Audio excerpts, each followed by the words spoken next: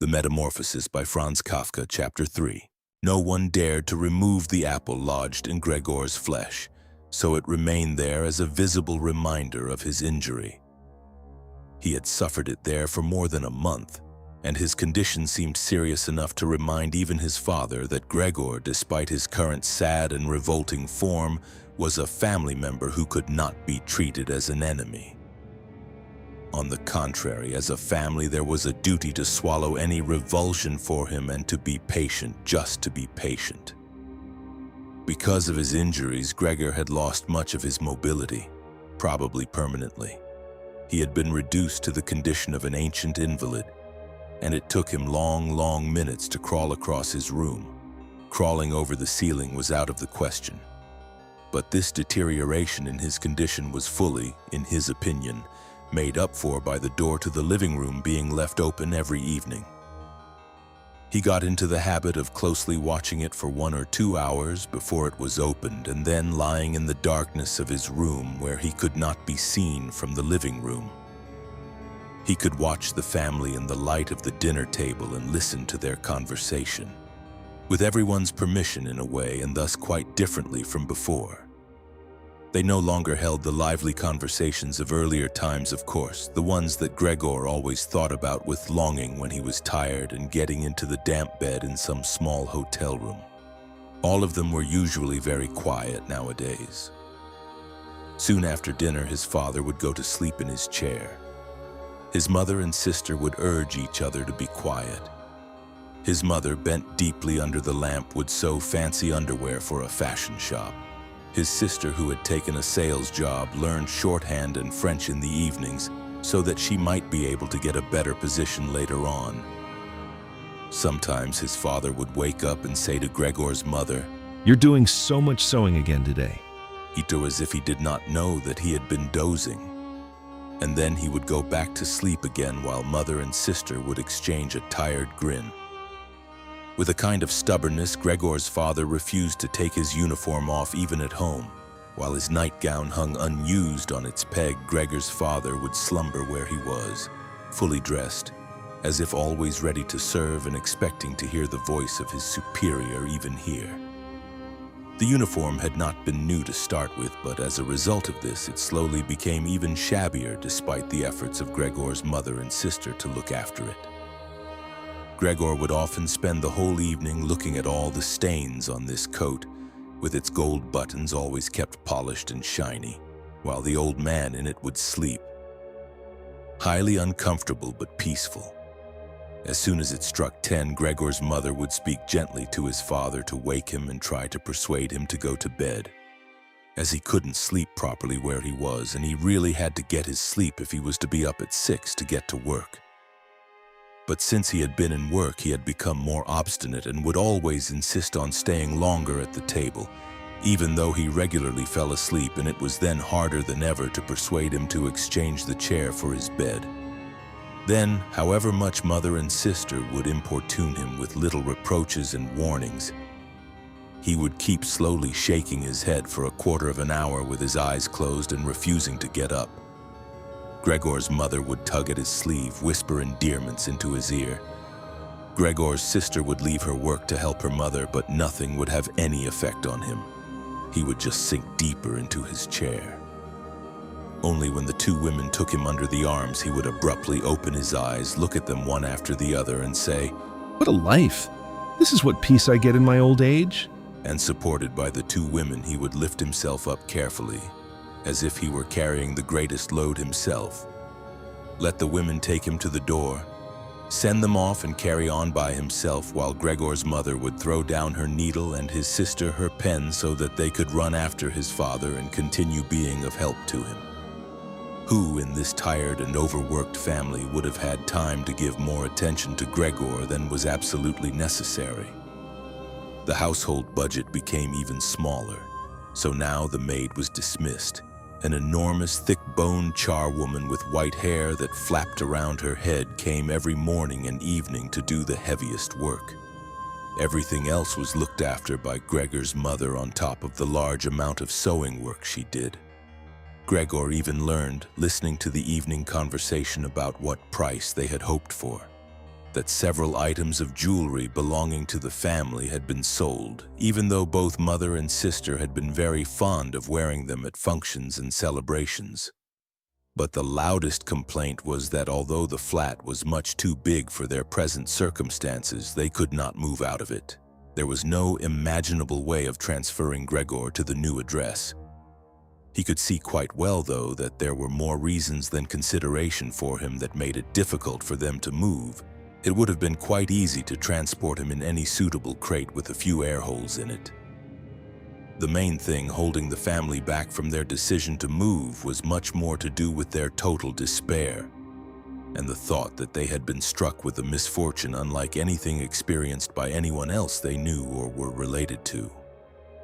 They carried out absolutely everything that the world expects from poor people. Gregor's father brought bank employees their breakfast. His mother sacrificed herself by washing clothes for strangers. His sister ran back and forth behind her desk at the behest of the customers. But they just did not have the strength to do any more, and the injury in Gregor's back began to hurt as much as when it was new. After they had come back from taking his father to bed, Gregor's mother and sister would now leave their work where it was and sit close together, cheek to cheek. His mother would point to Gregor's room and say, "Close that door, Grete." Even then, when he was in the dark again, they would sit in the next room and their tears would mingle. Or they would simply sit there staring dry-eyed at the table. Gregor hardly slept at all, either night or day. Sometimes he would think of taking over the family's affairs just like before, the next time the door was opened. He had long forgotten about his boss and the chief clerk, but they would appear again in his thoughts, the salesman and the apprentices, that stupid T-boy, 2 or 3 friends from other businesses, one of the chambermaids from a provincial hotel, a tender memory that appeared and disappeared again, a cashier from a hat shop for whom his attention had been serious but too slow.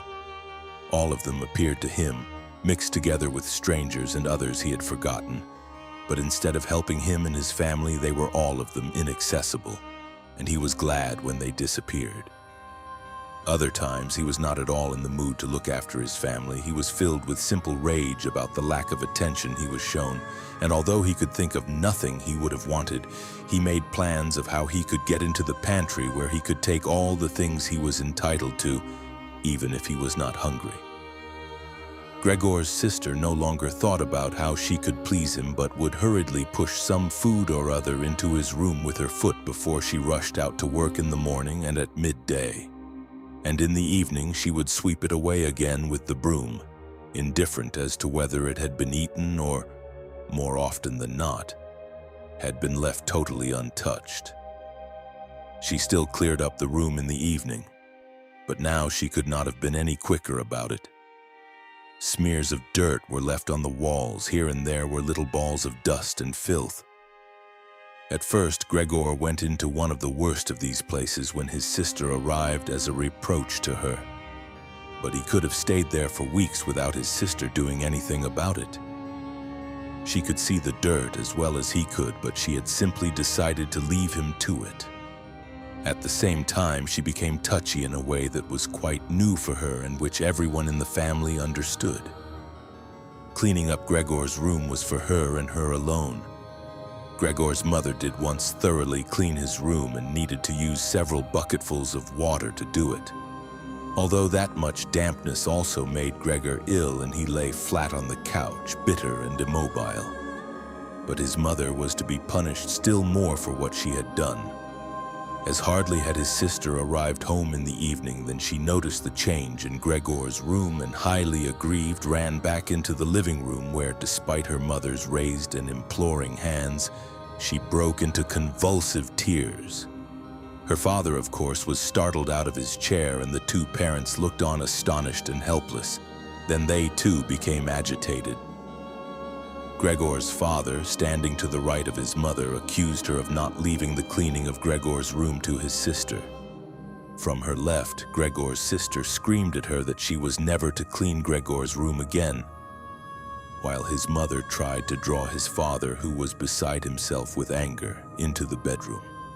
His sister, quaking with tears, thumped on the table with her small fists.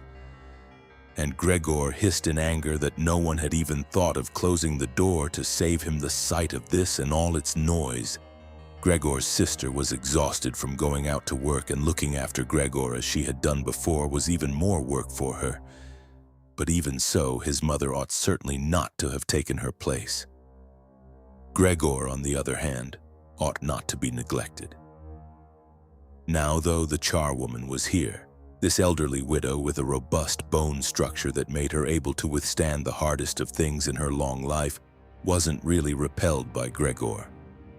Just by chance one day, rather than any real curiosity, she opened the door to Gregor's room and found herself face to face with him. He was taken totally by surprise. No one was chasing him, but he began to rush to and fro while she just stood there in amazement with her hands crossed in front of her. From then on, she never failed to open the door slightly every evening and morning and look briefly in on him. At first, she would call to him as she did so with words that she probably considered friendly, such as, "Come on then, you old dung beetle. Look at the old dung beetle there." Gregor never responded to being spoken to in that way, but just remained where he was without moving, as if the door had never even been opened. If only they had told this charwoman to clean up his room every day instead of letting her disturb him for no reason whenever she felt like it. One day, early in the morning, while a heavy rain struck the window panes, perhaps indicating that spring was coming, she began to speak to him in that way once again. Gregor was so resentful of it that he started to move toward her. He was slow and infirm, but it was like a kind of attack. Instead of being afraid, the charwoman just lifted up one of the chairs from near the door and stood there with her mouth open, clearly intending not to close her mouth until the chair in her hand had been slammed down into Gregor's back. "Aren't you coming any closer then?" Salmon, she asked when Gregor turned round again, and she calmly put the chair back in the corner. Gregor had almost entirely stopped eating. Only if he happened to find himself next to the food that had been prepared for him, he might take some of it into his mouth to play with it, leave it there a few hours, and then, more often than not, spit it out again. At first he thought it was distress at the state of his room that stopped him eating, but he had soon got used to the changes made there. They had got into the habit of putting things into this room that they had no room for anywhere else, and there were now many such things as one of the rooms in the flat had been rented out to 3 gentlemen. These earnest gentlemen, all 3 of them had full beards, as Gregor learned peering through the crack in the door one day, were painfully insistent on things being tidy. This meant not only in their own room, but since they had taken a room in this establishment, in the entire flat and especially in the kitchen. Unnecessary clutter was something they could not tolerate, especially if it was dirty. They had moreover brought most of their own furnishings and equipment with them. For this reason, many things had become superfluous which, although they could not be sold, the family did not wish to discard. All these things found their way into Gregor's room. The dustbins from the kitchen found their way in there too. The charwoman was always in a hurry, and anything she couldn't use for the time being she would just chuck in there. He, fortunately, would usually see no more than the object and the hand that held it. The woman most likely meant to fetch the things back out again when she had time and the opportunity, or to throw everything out in one go, but what actually happened was that they were left where they landed when they had first been thrown. Unless Gregor made his way through the junk and moved it somewhere else. At first he moved it because, with no other room free where he could crawl about, he was forced to. But later on he came to enjoy it, although moving about in that way left him sad and tired to death, and he would remain immobile for hours afterwards. The gentleman who rented the room would sometimes take their evening meal at home in the living room that was used by everyone, and so the door to this room was often kept closed in the evening. But Gregor found it easy to give up having the door open. He had, after all, often failed to make use of it when it was open, and without the family having noticed it laying in his room in its darkest corner. One time, though, the charwoman left the door to the living room slightly open, and it remained open when the gentleman who rented the room came in the evening and the light was put on. They sat up at the table where formerly Gregor had taken his meals with his father and mother. They unfolded the serviettes and picked up their knives and forks. Gregor's mother immediately appeared in the doorway with a dish of meat, and soon behind her came his sister with a dish piled high with potatoes. The food was steaming and filled the room with its smell. The gentlemen bent over the dishes set in front of them as if they wanted to test the food before eating it. And the gentleman in the middle, who seemed to count as an authority for the other two, did indeed cut off a piece of meat while it was still in its dish, clearly wishing to establish whether it was sufficiently cooked or whether it should be sent back to the kitchen. It was to his satisfaction, and Gregor's mother and sister, who had been looking on anxiously, began to breathe again and smiled. The family themselves ate in the kitchen. Nonetheless, Gregor's father came into the living room before he went into the kitchen, bowed once with his cap in his hand, and did his round of the table. The gentlemen stood as one and mumbled something into their beards. Then, once they were alone, they ate in near perfect silence. It seemed remarkable to Gregor that above all the various noises of eating, their chewing teeth could still be heard, as if they had wanted to show Gregor that you need teeth in order to eat, and it was not possible to perform anything with jaws that are toothless, however nice they might be. "I'd like to eat something," said Gregor anxiously. "but not anything like they're eating. They do feed themselves, and here I am, dying." Throughout all this time, Gregor could not remember having heard the violin being played, but this evening it began to be heard from the kitchen. The three gentlemen had already finished their meal. The one in the middle had produced a newspaper, given a page to each of the others, and now they leant back in their chairs, reading them and smoking. When the violin began playing, they became attentive, stood up and went on tiptoe over to the door of the hallway, where they stood pressed against each other. Someone must have heard them in the kitchen as Gregor's father called out, Is the playing perhaps unpleasant for the gentleman? We can stop it straight away. On the contrary, said the middle gentleman. Would the young lady not like to come in and play for us here in the room, where it is, after all, much more cozy and comfortable? Oh yes, we'd love to, called back Gregor's father as if he had been the violin player himself. The gentleman stepped back into the room and waited. Gregor's father soon appeared with the music stand, his mother with the music, and his sister with the violin. She calmly prepared everything for her to begin playing.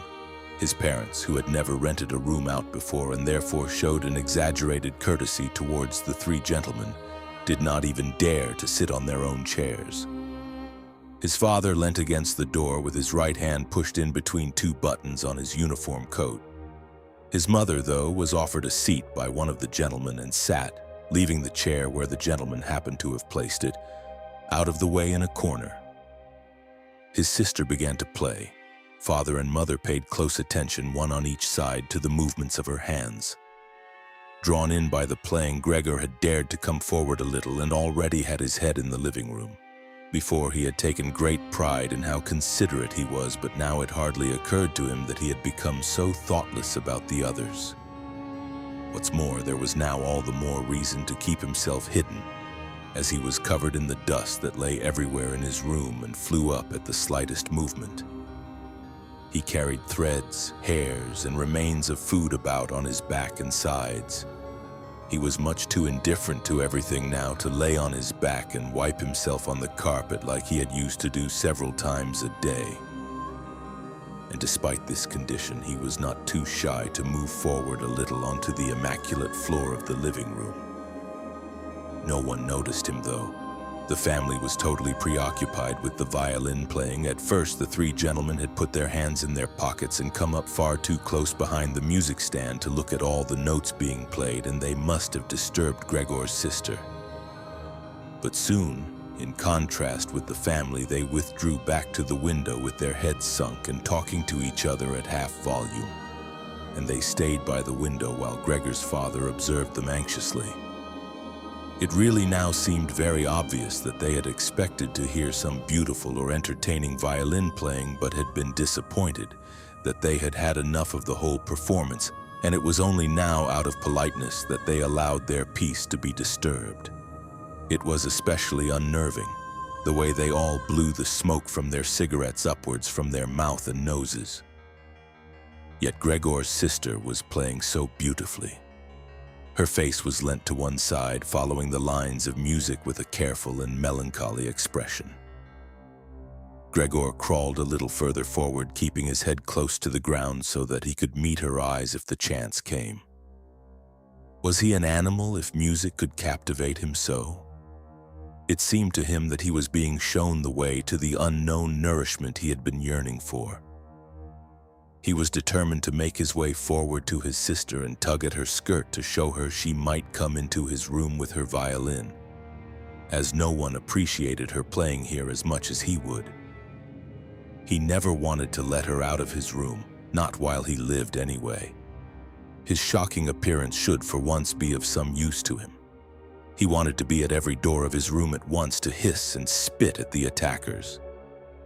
His sister should not be forced to stay with him, though, but stay of her own free will. She would sit beside him on the couch with her ear bent down to him while he told her how he had always intended to send her to the conservatory, how he would have told everyone about it last Christmas. Had Christmas really come and gone already, if this misfortune hadn't got in the way and refused to let anyone dissuade him from it? On hearing all this, his sister would break out in tears of emotion, and Gregor would climb up to her shoulder and kiss her neck, which, since she had been going out to work, she had kept free without any necklace or collar. For Samsa? Shouted the middle gentleman to Gregor's father, pointing without wasting any more words with his forefinger at Gregor as he slowly moved forward. The violin went silent. The middle of the three gentlemen first smiled at his two friends, shaking his head, and then looked back at Gregor. His father seemed to think it more important to calm the three gentlemen before driving Gregor out, even though they were not at all upset and seemed to think Gregor was more entertaining than the violin playing had been. He rushed up to them with his arms spread out and attempted to drive them back into their room at the same time as trying to block their view of Gregor with his body. Now they did become a little annoyed, and it was not clear whether it was his father's behavior that annoyed them, or the dawning realization that they had had a neighbor like Gregor in the next room without knowing it. They asked Gregor's father for explanations, raised their arms like he had, tugged excitedly at their beards, and moved back towards their room only very slowly. Meanwhile, Gregor's sister had overcome the despair she had fallen into when her playing was suddenly interrupted. She had let her hands drop and let violin and bow hang limply for a while, but continued to look at the music as if still playing. But then she suddenly pulled herself together, lay the instrument on her mother's lap, who still sat laboriously struggling for breath where she was, and ran into the next room, which, under pressure from her father, the three gentlemen were more quickly moving toward. Under his sister's experienced hand, the pillows and covers on the beds flew up and were put into order, and she had already finished making the beds and slipped out again before the three gentlemen had reached the room. Gregor's father seemed so obsessed with what he was doing that he forgot all the respect he owed to his tenants. He urged them and pressed them until, when he was already at the door of the room, the middle of the three gentlemen shouted like thunder and stamped his foot, and thereby brought Gregor's father to a halt. I declare here and now, he said, raising his hand and glancing at Gregor's mother and sister to gain their attention too, that with regard to the repugnant conditions that prevail in this flat and with this family. Here he looked briefly but decisively at the floor. I give immediate notice on my room. For the days that I have been living here, I will, of course, pay nothing at all. On the contrary, I will consider whether to proceed with some kind of action for damages from you. And believe me, it would be very easy to set out the grounds for such an action. He was silent and looked straight ahead as if waiting for something. And indeed, his two friends joined in with the words, and we also give immediate notice. With that, he took hold of the door handle and slammed the door. Gregor's father staggered back to his seat, feeling his way with his hands, and fell into it. It looked as if he was stretching himself out for his usual evening nap, but from the uncontrolled way his head kept nodding, it could be seen that he was not sleeping at all. Throughout all this, Gregor had lain still where the three gentlemen had first seen him. His disappointment at the failure of his plan, and perhaps also because he was weak from hunger, made it impossible for him to move. He was sure that everyone would turn on him any moment, and he waited. He was not even startled out of this state when the violin on his mother's lap fell from her trembling fingers and landed loudly on the floor. "Father, Mother," said his sister, hitting the table with her hand as introduction.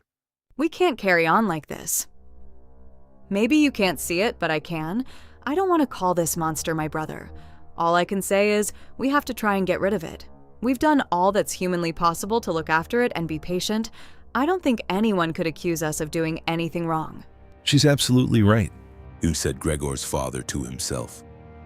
His mother, who still had not had time to catch her breath, began to cough dully, her hand held out in front of her and a deranged expression in her eyes. Gregor's sister rushed to his mother and put her hand on her forehead. Her words seemed to give Gregor's father some more definite ideas. He sat upright, played with his uniform cap between the plates left by the three gentlemen after their meal, and occasionally looked down at Gregor as he lay there immobile. "We have to try and get rid of it," said Gregor's sister, now speaking only to her father as her mother was too occupied with coughing to listen. "It'll be the death of both of you. I can see it coming. We can't all work as hard as we have to, and then come home to be tortured like this. We can't endure it. I can't endure it anymore." And she broke out so heavily in tears that they flowed down the face of her mother, and she wiped them away with mechanical hand movements. "My child, said her father with sympathy and obvious understanding. what are we to do?" His sister just shrugged her shoulders as a sign of the helplessness and tears that had taken hold of her, displacing her earlier certainty. "If he could just understand us." Said his father almost as a question. His sister shook her hand vigorously through her tears as a sign that of that there was no question. "If he could just understand us." Repeated Gregor's father, closing his eyes in acceptance of his sister's certainty that that was quite impossible. Then perhaps we could come to some kind of arrangement with him. But as it is... "It's got to go," shouted his sister. "That's the only way, Father. You've got to get rid of the idea that that's Gregor. We've only harmed ourselves by believing it for so long. How can that be Gregor? If it were Gregor, he would have seen long ago that it's not possible for human beings to live with an animal like that, and he would have gone of his own free will. We wouldn't have a brother anymore then, but we could carry on with our lives and remember him with respect. As it is, this animal is persecuting us. It's driven out our tenants. It obviously wants to take over the whole flat and force us to sleep on the streets. Father, look. Just look." She suddenly screamed. "He's starting again." In her alarm, which was totally beyond Gregor's comprehension. His sister even abandoned his mother as she pushed herself vigorously out of her chair, as if more willing to sacrifice her own mother than stay anywhere near Gregor. She rushed over to behind her father, who had become excited merely because she was, and stood up half raising his hands in front of Gregor's sister as if to protect her. But Gregor had had no intention of frightening anyone, least of all his sister. All he had done was begin to turn round so that he could go back into his room, although that was in itself quite startling, as his pain-racked condition meant that turning round required a great deal of effort, and he was using his head to help himself do it, repeatedly raising it and striking it against the floor. He stopped and looked round. They seemed to have realized his good intention, and had only been alarmed briefly. Now they all looked at him in unhappy silence. His mother lay in her chair with her legs stretched out and pressed against each other, her eyes nearly closed with exhaustion. His sister sat next to his father with her arms around his neck. Maybe now they'll let me turn round. Thought Gregor, and went back to work. He could not help panting loudly with the effort and had sometimes to stop and take a rest. No one was making him rush anymore. Everything was left up to him. As soon as he had finally finished turning round, he began to move straight ahead. He was amazed at the great distance that separated him from his room and could not understand how he had covered that distance in his weak state a little while before and almost without noticing it. He concentrated on crawling as fast as he could and hardly noticed that there was not a word, not any cry from his family to distract him. He did not turn his head until he had reached the doorway. He did not turn it all the way round as he felt his neck becoming stiff, but it was nonetheless enough to see that nothing behind him had changed. Only his sister had stood up. With his last glance, he saw that his mother had now fallen completely asleep. He was hardly inside his room before the door was hurriedly shut, bolted and locked. The sudden noise behind Gregor so startled him that his little legs collapsed under him. It was his sister who had been in so much of a rush. She had been standing there waiting and sprung forward lightly. Gregor had not heard her coming at all, and as she turned the key in the lock, she said loudly to her parents, At last. What now then? Gregor asked himself as he looked round in the darkness. He soon made the discovery that he could no longer move at all. This was no surprise to him. It seemed rather that being able to actually move around on those spindly little legs until then was unnatural. He also felt relatively comfortable. It is true that his entire body was aching, but the pain seemed to be slowly getting weaker and weaker and would finally disappear altogether. He could already hardly feel the decayed apple in his back or the inflamed area around it, which was entirely covered in white dust. He thought back of his family with emotion and love. If it was possible, he felt that he must go away even more strongly than his sister. He remained in this state of empty and peaceful rumination until he heard the clock tower strike 3 in the morning. He watched as it slowly began to get light everywhere outside the window too. Then, without his willing it, his head sank down completely and his last breath flowed weakly from his nostrils. When the cleaner came in early in the morning, they'd often asked her not to keep slamming the doors, but with her strength and in her hurry, she still did, so that everyone in the flat knew when she'd arrived, and from then on it was impossible to sleep in peace. She made her usual brief look in on Gregor and at first found nothing special. She thought he was laying there so still on purpose, playing the martyr. She attributed all possible understanding to him. She happened to be holding the long broom in her hand, so she tried to tickle Gregor with it from the doorway. When she had no success with that, she tried to make a nuisance of herself and poked at him a little, and only when she found she could shove him across the floor with no resistance at all did she start to pay attention. She soon realized what had really happened, opened her eyes wide, whistled to herself but did not waste time to yank open the bedroom doors and shout loudly into the darkness of the bedrooms, "Come and have a look at this, it's dead, just lying there, stone dead." Mr. and Mrs. Samsa sat upright there in their marriage bed and had to make an effort to get over the shock caused by the cleaner before they could grasp what she was saying. But then, each from his own side, they hurried out of bed. Mr. Samsa threw the blanket over his shoulders. Mrs. Samsa just came out in her nightdress, and that is how they went into Gregor's room. On the way, they opened the door to the living room where Grete had been sleeping since the 3 gentlemen had moved in. She was fully dressed as if she had never been asleep, and the paleness of her face seemed to confirm this. Dead? Asked Mrs. Samsa, looking at the charwoman inquiringly, even though she could have checked for herself and could have known it even without checking. That's what I said, replied the cleaner, and to prove it she gave Gregor's body another shove with the broom, sending it sideways across the floor. Mrs. Samsa made a movement as if she wanted to hold back the broom but did not complete it. Now then, Arn said Mr. Samsa. Let's give thanks to God for that. He crossed himself and the 3 women followed his example. Grete, who had not taken her eyes from the corpse, said, Just look how thin he was. He didn't eat anything for so long. The food came out again, just the same as when it went in. Gregor's body was indeed completely dried up and flat. They had not seen it until then. But now he was not lifted up on his little legs, nor did he do anything to make them look away. Grete, come with us in here for a little while. Said Mrs. Samsa with a pained smile, and Grete followed her parents into the bedroom, but not without looking back at the body. The cleaner shut the door and opened the window wide. Although it was still early in the morning, the fresh air had something of warmth mixed in with it. It was already the end of March, after all. The three gentlemen stepped out of their room and looked round in amazement for their breakfasts. They had been forgotten about. Where's our breakfast? The middle gentleman asked the cleaner irritably. She just put her finger on her lips and made a quick and silent sign to the men that they might like to come into Gregor's room.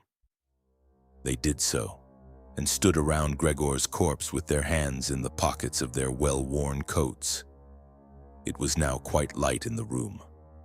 Then the door of the bedroom opened and Mr. Samsa appeared in his uniform with his wife on one arm and his daughter on the other. All of them had been crying a little. Grete now and then pressed her face against her father's arm. Leave my home, now!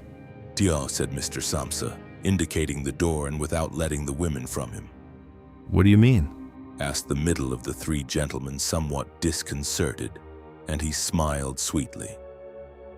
The other two held their hands behind their backs and continually rubbed them together in gleeful anticipation of a loud quarrel which could only end in their favor.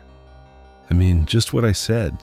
Tuas answered Mr. Samsa, and with his two companions went in a straight line towards the man.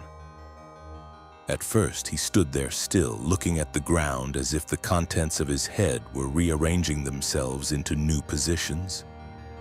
All right, we'll go then, he said, and looked up at Mr. Samsa as if he had been suddenly overcome with humility and wanted permission again from Mr. Samsa for his decision. Mr. Samsa merely opened his eyes wide and briefly nodded to him several times. At that, and without delay, the man actually did take long strides into the front hallway. His two friends had stopped rubbing their hands some time before and had been listening to what was being said. Now they jumped off after their friend as if taken with a sudden fear that Mr. Samsa might go into the hallway in front of them and break the connection with their leader. Once there, all three took their hats from the stand, took their sticks from the holder, bowed without a word, and left the premises. Mr. Samsa and the two women followed them out onto the landing, but they had had no reason to mistrust the men's intentions, and as they leaned over the landing, they saw how the three gentlemen made slow but steady progress down the many steps. As they turned the corner on each floor, they disappeared and would reappear a few moments later. The further down they went, the more that the Samsa family lost interest in them. When a butcher's boy, proud of posture with his tray on his head, passed them on his way up and came nearer than they were, Mr. Samsa and the women came away from the landing and went as if relieved back into the flat. They decided the best way to make use of that day was for relaxation and to go for a walk. Not only had they earned a break from work, but they were in serious need of it. So they sat at the table and wrote 3 letters of excusal, Mr. Samsa to his employers, Mrs. Samsa to her contractor, and Grete to her principal. The cleaner came in while they were writing to tell them she was going. She'd finished her work for that morning. The 3 of them at first just nodded without looking up from what they were writing. And it was only when the cleaner still did not seem to want to leave that they looked up in irritation. Well? Asked Mr. Samsa. The charwoman stood in the doorway with a smile on her face as if she had some tremendous good news to report, but would only do it if she was clearly asked to. The almost vertical little ostrich feather on her hat, which had been a source of irritation to Mr. Samsa all the time she had been working for them, swayed gently in all directions. What is it you want then? Asked Mrs. Samsa, whom the cleaner had the most respect for. Yes, she answered, and broke into a friendly laugh that made her unable to speak straight away. Well then, that thing in there, you needn't worry about how you're going to get rid of it. That's all been sorted out.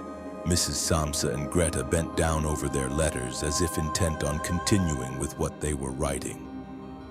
Mr. Samsa saw that the cleaner wanted to start describing everything in detail, but with outstretched hand, he made it quite clear that she was not to. So as she was prevented from telling them all about it, she suddenly remembered what a hurry she was in and, clearly peeved, called out, "Cheerio then, everyone," and turned round sharply and left, slamming the door terribly as she went. "Tonight she gets sacked," said Mr. Samsa, but he received no reply from either his wife or his daughter, as the charwoman seemed to have destroyed the peace they had only just gained. They got up and went over to the window, where they remained with their arms around each other. Mr. Samsa twisted round in his chair to look at them and sat there watching for a while. Then he called out, "Come here then. Let's forget about all that old stuff, shall we? Come and give me a bit of attention." The two women immediately did as he said, hurrying over to him, where they kissed him and hugged him, and then they quickly finished their letters. After that, the three of them left the flat together, which was something they had not done for months, and took the tram out to the open country outside the town. They had the tram filled with warm sunshine all to themselves. Leant back comfortably on their seats, they discussed their prospects and found that on closer examination they were not at all bad. Until then, they had never asked each other about their work, but all three had jobs which were very good and held particularly good promise for the future. The greatest improvement for the time being, of course, would be achieved quite easily by moving house. What they needed now was a flat that was smaller and cheaper than the current one which had been chosen by Gregor, one that was in a better location, and most of all, more practical. All the time, Grete was becoming livelier. With all the worry they had been having of late, her cheeks had become pale, but while they were talking, Mr. and Mrs. Samsa were struck almost simultaneously with the thought of how their daughter was blossoming into a well-built and beautiful young lady. They became quieter. Just from each other's glance, and almost without knowing it, they agreed that it would soon be time to find a good man for her. And as if in confirmation of their new dreams and good intentions, as soon as they reached their destination, Grete was the first to get up and stretch out her young body.